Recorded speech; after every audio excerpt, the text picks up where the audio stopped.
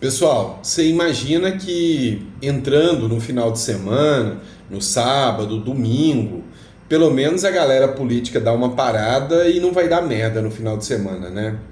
Lê do engano. Hoje, o Lula pode anunciar, ou amanhã, o Galípolo como o próximo presidente do Banco Central.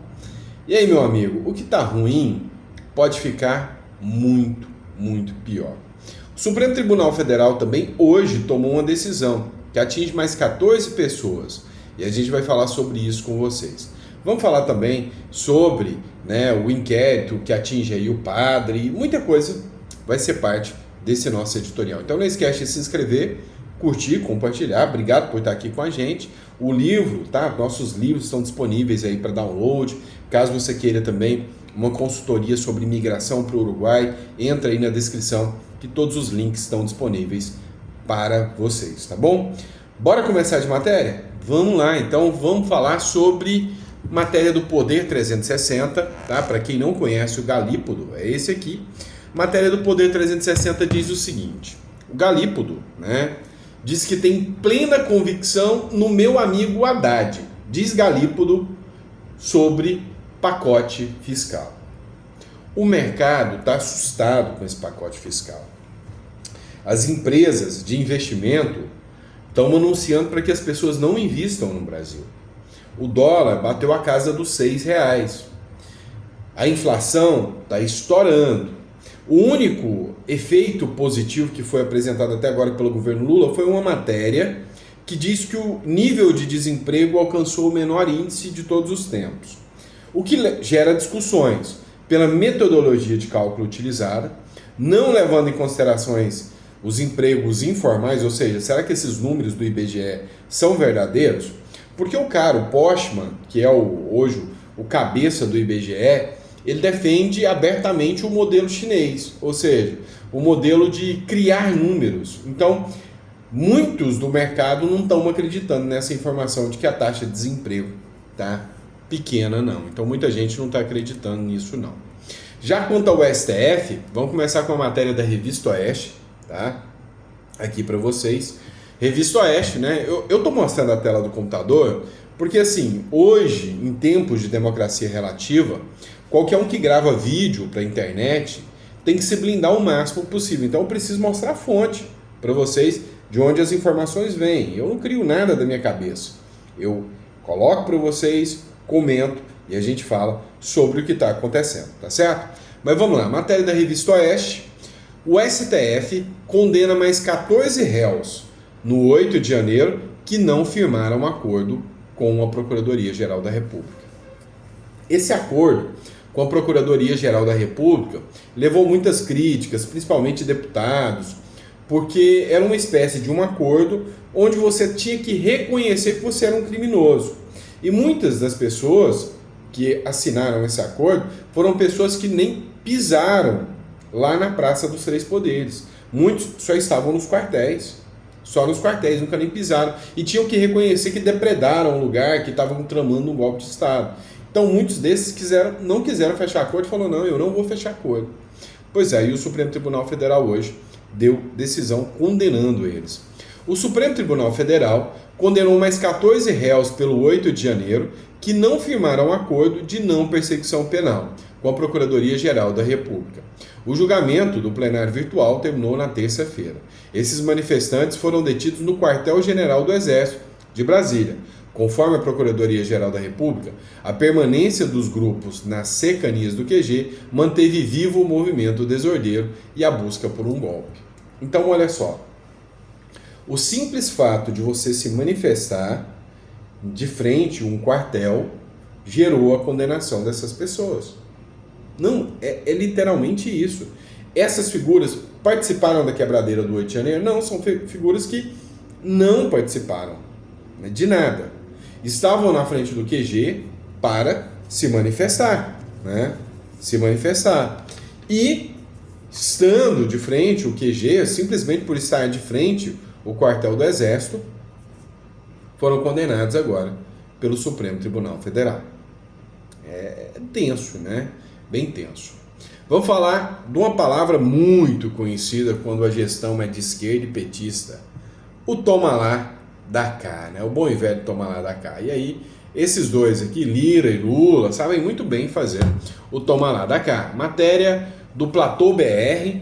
Congresso deve exigir liberação de emendas para aprovar o pacote, né? Ou seja, se o governo Lula liberar dinheiro para o Congresso, o que já é um rombo maior fiscal, eles vão aprovar a medida do pacote fiscal do Haddad, que não serve para nada. Até integrantes da base governista acreditam que o Congresso aproveitará a necessidade do governo de aprovar o pacote fiscal para tentar reverter a trava em vigor neste momento, a liberação de recursos de emendas parlamentares. As emendas estão represadas por decisão do ministro Flávio Dino, do Supremo Tribunal Federal, que até recentemente integrava o primeiro escalão do governo Lula, né? Então, assim, o Congresso encarou como uma ofensa gigantesca, né? Um tapa na cara do Congresso, devido ao fato de que, literalmente, né, o Lula, o governo Lula, tinha o Dino até pouco tempo com eles, e agora o Dino vem beneficiando o governo Lula dentro do Supremo Tribunal Federal, impedindo, né, que o Lula repasse as emendas para o Congresso. O Congresso, por sua vez, os deputados, loucos nessas emendas, que logo tem que concorrer à eleição de novo. 2026 está chegando, precisam fazer seus redutos eleitorais, né? Então, o bom e velho toma lá da cá de volta. A grande questão que fica representada é a vontade dessa galera por dinheiro, por grana, né? Então, realmente é tensa essa situação. Vamos lá, matéria da Gazeta Brasil para vocês agora. E o ministro Lula, que apareceu e achou o culpado do dólar bater R$6. O Rui Costa, o principal ministro do Lula. É o cara da Casa Civil, o Rui Costa, o cara bambambam do Lula, né? O Rui Costa culpou o feriado um feriado dos Estados Unidos pela alta do dólar. Olha só, o ministro da Casa Civil, Rui Costa, atribuiu a alta do dólar ao feriado de ação de graças dos Estados Unidos, que resultou no fechamento do mercado financeiro americano. Na última quinta-feira, a moeda norte-americana fechou a 5,99, o maior valor desde a criação do Plano Real. Agora eu te pergunto, quantos feriados não tem nos Estados Unidos? Todo feriado aumenta o dólar, né? Então, assim, é pensar que o brasileiro é otário demais e acreditar que é por causa de um feriado, né?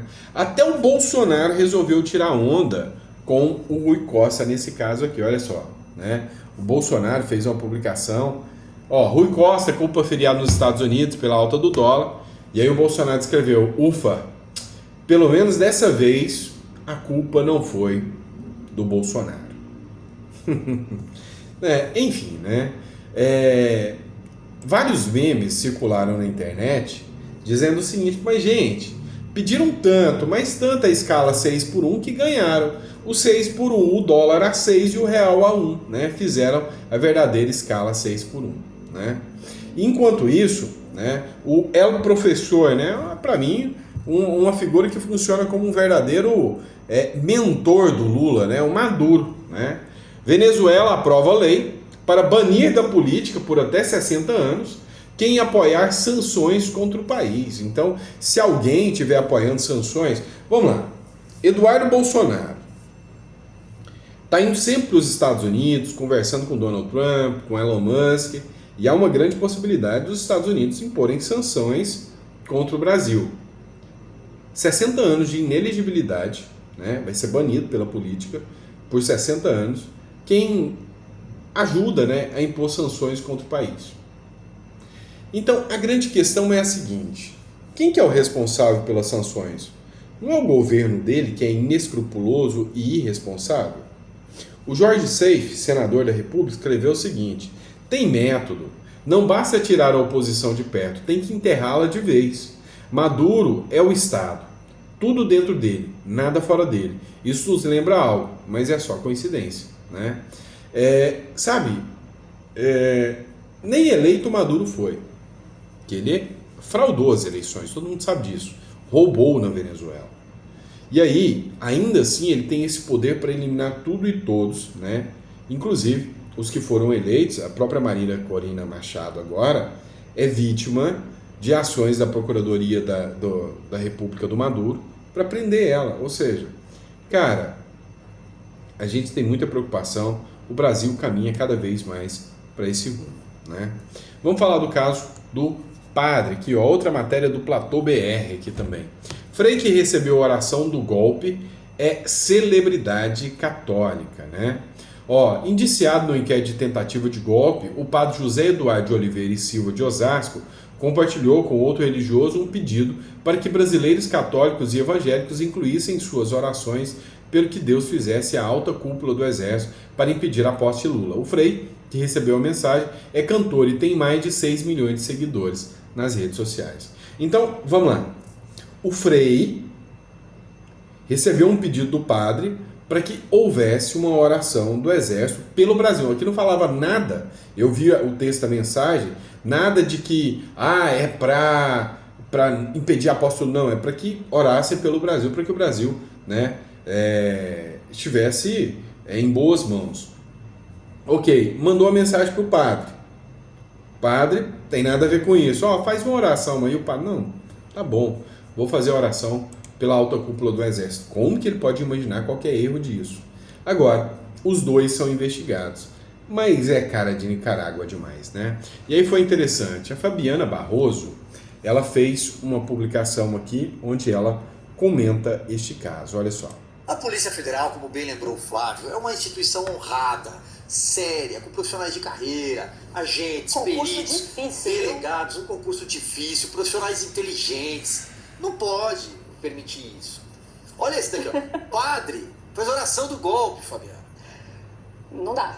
Gente, não dá, não tenho o que falar sobre isso. Primeiro, eu só tenho que dizer que o padre estava beleza, cumpriu sua função, né, que é de fazer o povo, o quê? Orar, rezar. Tinha a oração do padre.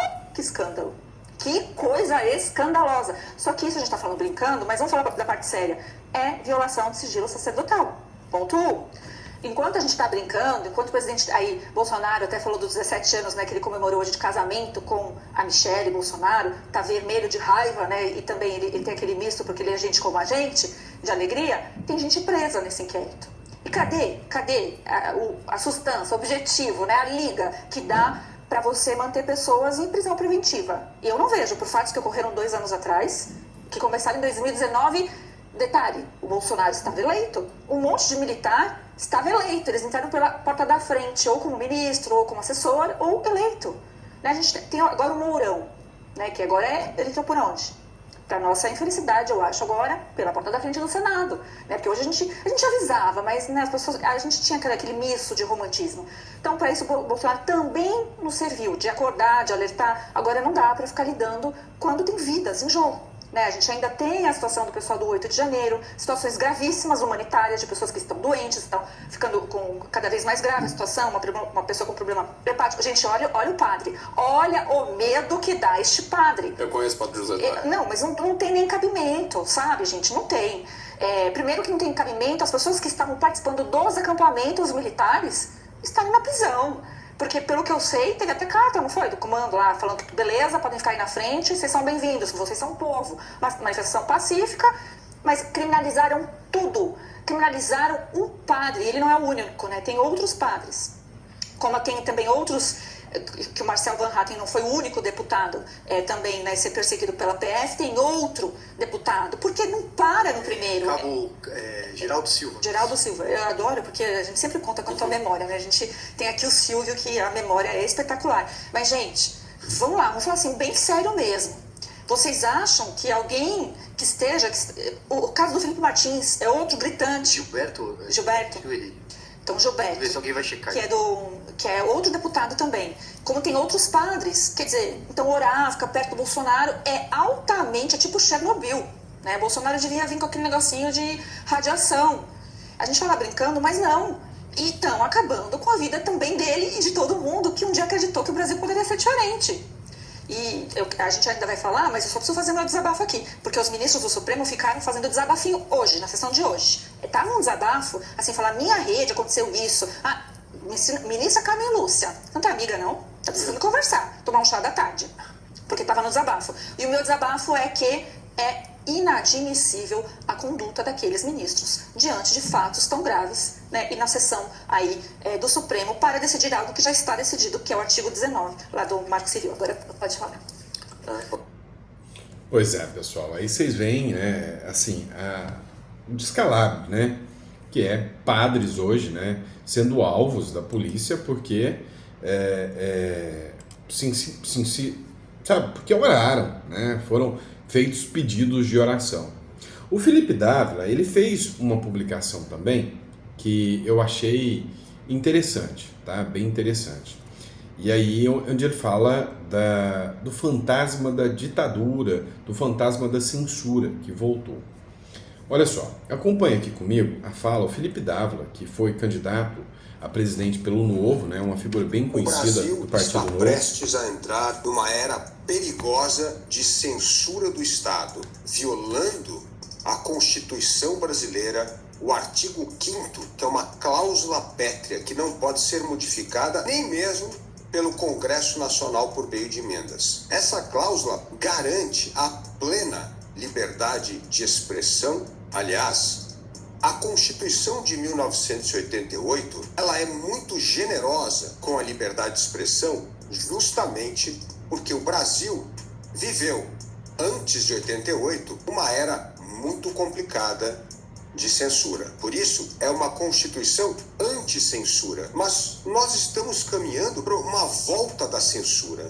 E isso é altamente preocupante. Imagine só a AGU agora se manifestando a favor da censura. Imagine só o Supremo Tribunal Federal querendo julgar a constitucionalidade do Marco Civil da Internet, que foi aprovado pelo Congresso, justamente com sua excelência reconhecida internacionalmente, porque foi uma lei feita de baixo para cima. Ou seja, envolvendo a sociedade, especialistas no assunto, usuários, plataformas, especialistas em tecnologia.